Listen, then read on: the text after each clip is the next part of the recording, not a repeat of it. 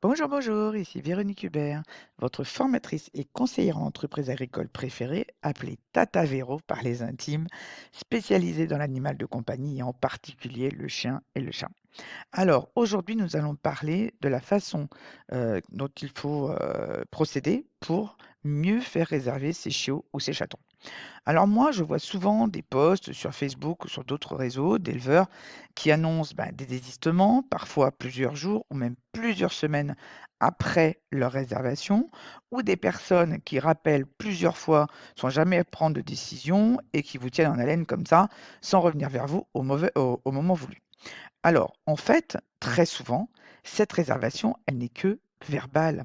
Et on le sait, les paroles s'envolent. Alors, si vous ne voulez plus que ça arrive, faites réserver vos bébés de bonne heure, c'est-à-dire entre 5 jours et 3 semaines à peu près après la naissance, suivant l'espèce, suivant la race. Évidemment, vous me direz que les gens ne peuvent pas choisir un caractère à cet âge-là. Et vous avez raison. Ayant élevé moi-même pendant 30 ans une race sensible en caractère et qui était très changeante sur le plan physique, je ne peux que aller dans votre sens. Et c'est bien pour ça on parle de réservation et non pas de choix. Vous faites réserver une place dans le nombre de bébés disponibles dans la portée. Pourquoi est-ce qu'il faut faire ça?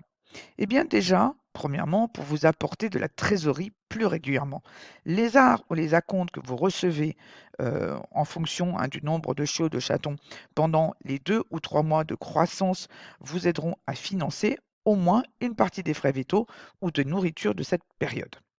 Deuxièmement, parce que vous éviterez tous ceux qui veulent une couleur de poil ou une couleur d'yeux, par exemple, vous aurez des personnes, au contraire, qui voudront un chiot ou un chaton de chez vous ou de cette portée, et pas juste parce qu'il est noir à pois vert, ou parce qu'il est dispo, ou parce qu'il est pas cher, ou ci ou ça.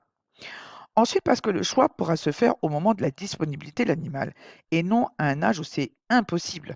Le premier qui sera réservé avec des arts, et j'insiste bien là-dessus, fera son choix en premier ou en second, si vous-même avez décidé en tant qu'éleveur de la portée de garder quelque chose pour vous, et les suivants, donc les propriétaires suivants, seront obligés d'attendre s'ils réservent eux aussi leur place.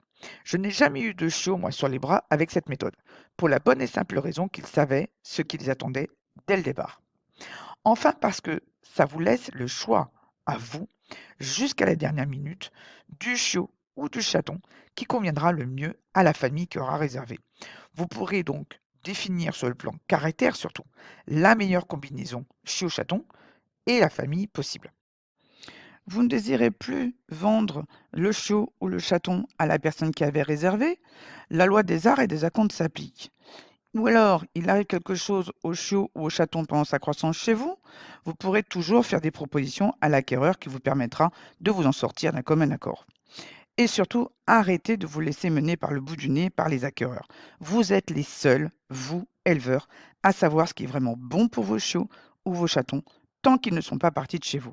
Vous devez donc être le dernier décisionnaire, quelles que soient les circonstances et quelles que soient les conséquences. Ok? Eh bien voilà, j'espère que ces petits conseils vous auront été utiles. Je vous souhaite une excellente journée et je vous dis à très bientôt.